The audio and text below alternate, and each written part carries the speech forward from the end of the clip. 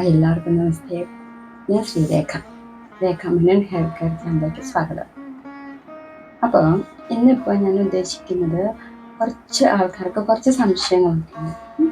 അപ്പോൾ ആ സംശയങ്ങൾ തീർത്തു കൊടുക്കാനാണ്. ആദ്യമായിട്ട് ചേച്ചിക്ക് എത്ര വയസ്സായി എന്ന് ചോദിച്ചു. എല്ലാ പ്രായത്തിലും മുടി വളരുമെന്ന് ചോദിച്ചു. ഞാൻ എന്നും പറയാറുള്ളത് പോലെ തന്നെ വയസ്സില്ല കേട്ടോ, മുടി വളരുന്നതിന് ഒരു വയസ്സുമില്ല. എനിക്ക് 50+ ആയിട്ടോ. അപ്പം നമ്മളുടെ കെയറിങ് ആണ് മുടിക്ക് പ്രാധാന്യം കേട്ടോ. നിങ്ങൾ വയസ്സായവർക്കും മുടി വളരുമെന്ന് പറയാൻ ഞാൻ തെളിവ് സഹിതം പറയും.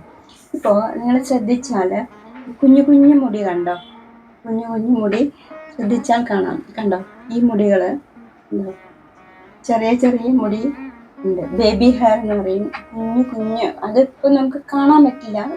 അപ്പോൾ ഈ കുഞ്ഞു കുഞ്ഞു മുടി നിങ്ങൾ വീട്ടിൽ പ്രായമുള്ളവരാരെങ്കിലും ഉണ്ടെങ്കിൽ നിങ്ങൾ വെറുതെ പോയി പിടിച്ചു നോക്കിയാൽ ഇത്രയുള്ള മുടികൾ കാണാൻ പറ്റും.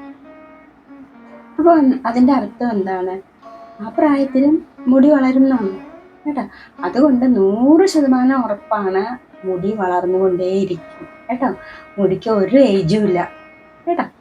അപ്പം നമ്മൾ ശ്രദ്ധിക്കേണ്ടത് മുടി വളരെ വിടുത്തുമ്പോഴും കുളിക്കുമ്പോഴും കൈകാര്യം ചെയ്യുമ്പോഴൊക്കെ ഒന്ന് ശ്രദ്ധിച്ചാൽ മതി കേട്ടോ. അപ്പം ഇതുപോലെ പ്രായമുള്ളവരുടെ മുടി, വയസ്സായവരുടെ മുടിയൊക്കെ ഒന്ന് പോയി നോക്കിയാൽ നിങ്ങൾക്ക് കാണാം, കുഞ്ഞു കുഞ്ഞു മുടി നീണ്ട് വരുന്നത് കാണാം. അപ്പം അതിൽ നിന്ന് തന്നെ മനസ്സിലായല്ലോ, മുടി ഇപ്പം ശ്രദ്ധിച്ചാൽ കാണാൻ. കണ്ടോ എൻ്റെ മുടി കാണാം. ഇതുപോലെ എല്ലാവർക്കും ഇതുപോലെ മുടി വരും. നിങ്ങൾ തന്നെ നിങ്ങളുടെ മുടി ഇങ്ങനെ നോക്കാം, മുടി നീണ്ട് വരുന്നുണ്ടോ നോക്കാം കേട്ടോ.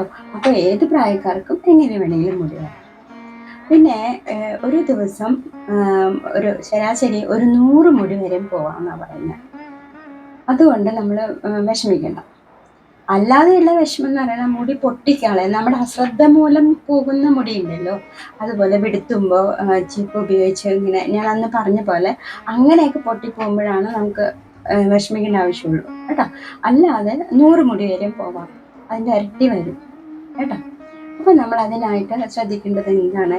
മുടി, പിന്നെ ഈ അധികമായിട്ട് മുടി കൊഴിച്ചിൽ പോകുന്നുണ്ടെങ്കിൽ നമ്മൾ ശ്രദ്ധിക്കും.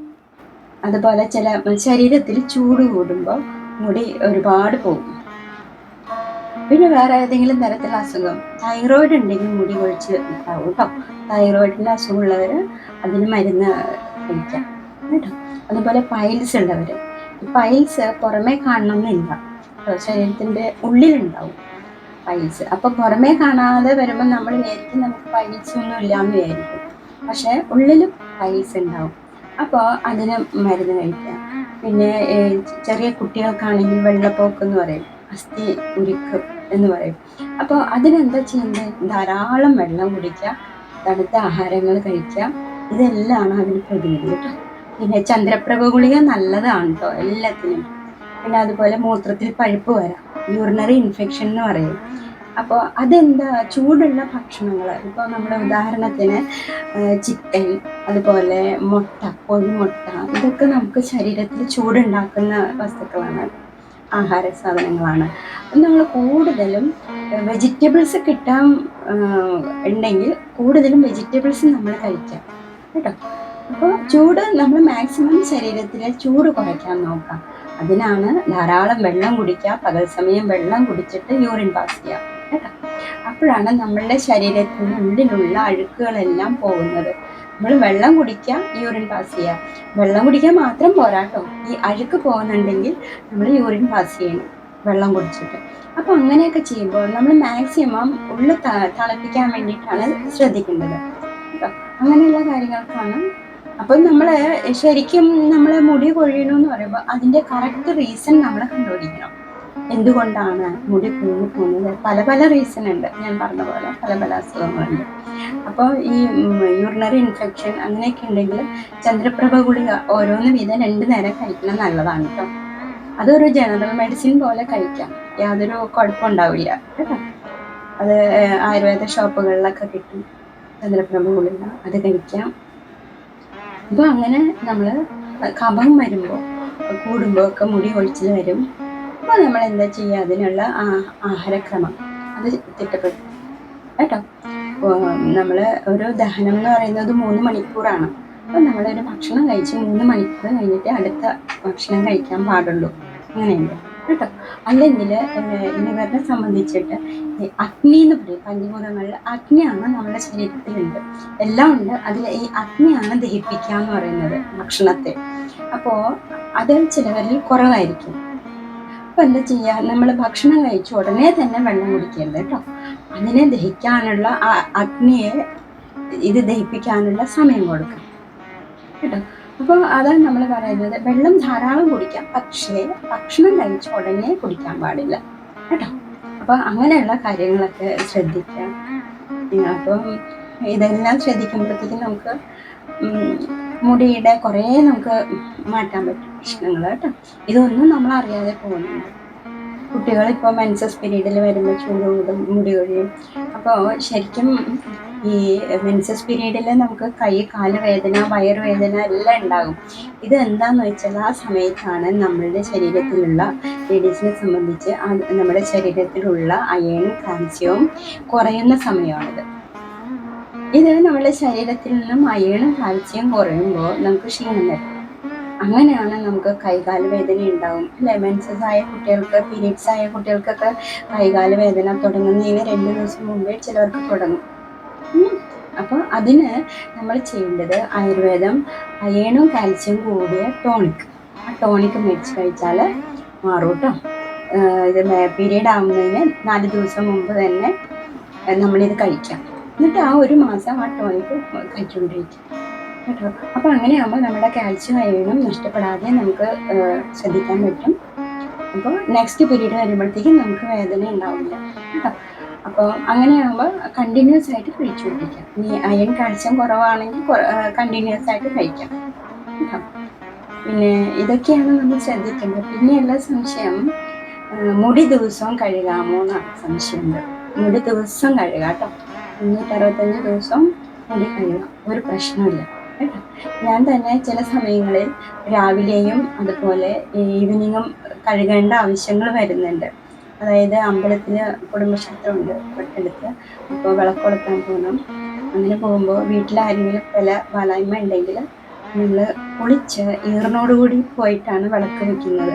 അപ്പോൾ അങ്ങനെയുള്ള സമയത്ത് 2 നേരം കുളിക്കേണ്ടി വരും. കുളിച്ചു കഴിഞ്ഞാൽ ഇതുപോലെ കുറച്ച് നേരം തോർത്ത് കെട്ടി വയ്ക്കും, മുടി അയച്ചിടും, ഉണങ്ങി കഴിയുമ്പോൾ വൃത്തി കെട്ടിവയ്ക്കും. അങ്ങനെ ചില സമയം ഞാൻ വീഡിയോയ്ക്ക് വേണ്ടിയിട്ട് പാക്ക് ഇടാൻ വേണ്ടിയിട്ട് ഞാൻ 2 നേരം കുളിക്കേണ്ടി വരുന്നുണ്ട് കേട്ടോ. അപ്പോൾ മുടി കഴുകുന്തോറും വളരെയുള്ളൂ, അത് ആരും സംശയിക്കണ്ട കേട്ടോ. മുടി ദിവസം കഴുകാം. അങ്ങനെ കുറേ. പിന്നെ അതുപോലെ ഈ മുടി കഴുകാൻ പാടില്ലാത്ത സമയമുണ്ട്, അത് കുളിക്കാൻ പാടില്ലാത്ത, അത് വൈദ്യന്മാർ പറയുന്നുണ്ട്. കാരണം ഈ പീരീഡ് സമയത്ത് നമ്മൾ കുളിക്കാൻ പാടില്ല, നമ്മളുടെ ഗാർമെൻറ്റ്സ് എല്ലാം നമ്മൾ കെയർ ചെയ്യുക, ശ്രദ്ധിക്കുക.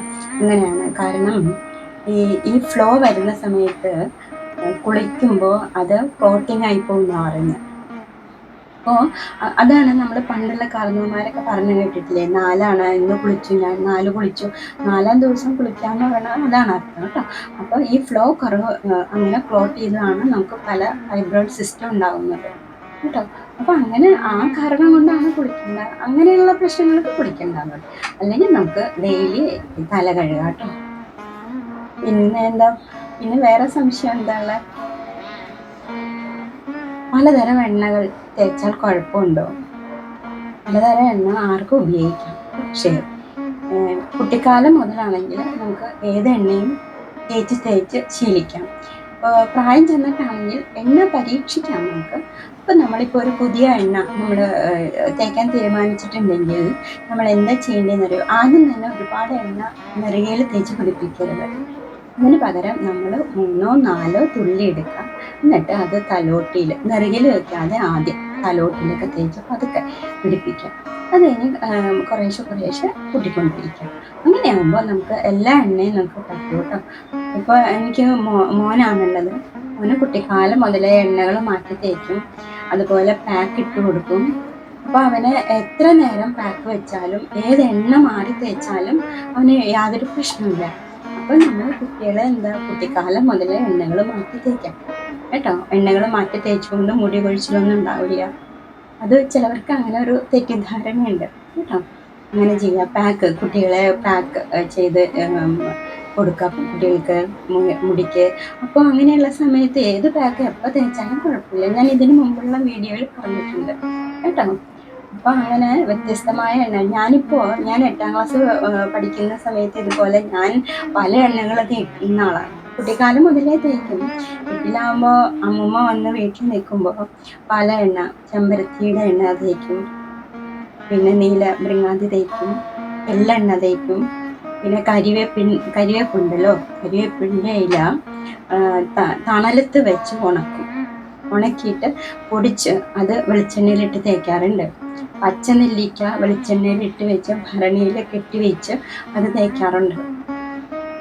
അങ്ങനെ ഇഷ്ടംപോലെ ചിരട്ടക്കരി വരെ തേച്ചിട്ടുണ്ട്. അങ്ങനെ വ്യത്യസ്തമായ എണ്ണകൾ ഇങ്ങനെ തേച്ച് കൊണ്ടിരിക്കും. അപ്പൊ അങ്ങനെ ശീലമാകുമ്പോൾ നമുക്ക് യാതൊരു പ്രശ്നമില്ല കേട്ടോ. ഏതെണ്ണ വേണമെങ്കിലും തേക്കാം. ഇങ്ങനെപ്പോൾ പല എണ്ണകൾ ഉണ്ടാക്കുന്നുണ്ട് തേക്കാൻ ഓരോന്നും. നിങ്ങൾക്കും ഓരോ എണ്ണകൾ പരിചയപ്പെടുത്തിക്കണം കേട്ടോ. പിന്നെ മിക്കതും ഞാൻ രാത്രി സമയങ്ങളിൽ മുടി വെടുത്തുന്ന സമയത്ത് ജെല്ലുകൾ ഉപയോഗിക്കാറുണ്ട്. ജെല്ല് ഇപ്പോൾ ഹൈബിസ്കസിൻ്റെ ചെമ്പരത്തിയുടെ ജെല്ലുണ്ട്, അത് ഉപയോഗിക്കാറുണ്ട്. പിന്നെ ഫ്ലാക്സ് സീഡ് ഉണ്ട്, അത് ഉപയോഗിക്കാറുണ്ട്. അതിൻ്റെ ജെല്ലെടുത്ത് വയ്ക്കും. എന്നിട്ട് ആ ജെല്ല് രാത്രി സന്ധ്യയ്ക്ക് മുടി വെടുത്തുമ്പോൾ തേച്ച് പിടിപ്പിക്കും. തലോട്ടിലും മുടിയിലൊക്കെ തേച്ച് പിടിപ്പിക്കും. എന്നിട്ട് കെട്ടി വയ്ക്കും. പിറ്റേ ദിവസം വാഷ് ചെയ്ത് കളയും കേട്ടോ. പിന്നെ അലോവേരയുടെ ജെല്ല്, അതും ഇതുപോലെ, അത് ഞാൻ കാണിച്ചു തന്നിട്ടുണ്ടല്ലോ വീഡിയോയിൽ. അപ്പോൾ അതും തേക്കും. എല്ലാം നമ്മളുടെ ശീലം പോലെ ഇരിക്കും കേട്ടോ. ഇനി കുറച്ചുകൂടി കഴിഞ്ഞിട്ടാണ് തേക്കണമെങ്കിൽ എല്ലാവർക്കും തേക്കാം. അപ്പോൾ അത് ക്വാണ്ടിറ്റി കുറച്ച് വേണം ചെയ്യാനായിട്ടെന്ന് മാത്രമേ ഉള്ളൂ. അളവ് കുറയ്ക്കാം. ആദ്യം ചെയ്യുമ്പോൾ ഒരുപാട് അങ്ങോട്ട് ചെയ്യരുത്. ഇപ്പോൾ ജെല്ലുകൾ തേക്കുമ്പോൾ ഗുണം എന്താണെന്ന് വെച്ചാൽ തലയ്ക്ക് നല്ല തണുപ്പായിരിക്കും, മുടി കൊഴിഞ്ഞു പോവാതെ ഇരിക്കാൻ പറ്റും കേട്ടോ. അപ്പോൾ ഈ പറഞ്ഞ വണ്ണം 100 മുടി പോയാലും വിഷമിക്കണ്ട, സങ്കടപ്പെടണ്ട കേട്ടോ. അത് നമുക്ക് തിരിച്ചു വരും. പഴയ മുടിയെല്ലാം പൊയ്ക്കൊണ്ടിരിക്കും, പുതിയ മുടിയെല്ലാം വരും കേട്ടോ. അപ്പോൾ എന്തെങ്കിലും സംശയം ഉണ്ടെങ്കിൽ നിങ്ങൾ ചോദിച്ചോളൂ കേട്ടോ. പറഞ്ഞുതരാം മുടിയെക്കുറിച്ച്. ആരും വിഷമിക്കണ്ട, ഏത് പ്രായത്തിലും മുടി വരും കേട്ടോ. അപ്പോൾ മുടിയെക്കുറിച്ചിട്ട് ഇതൊക്കെയാണ് ഇപ്പോൾ പറയാനുള്ളത് കേട്ടോ. ഞാൻ ഇതുപോലെ വന്ന് വീണ്ടും പറഞ്ഞുതരാം. അപ്പോൾ എല്ലാവർക്കും നല്ലത് വരട്ടെ.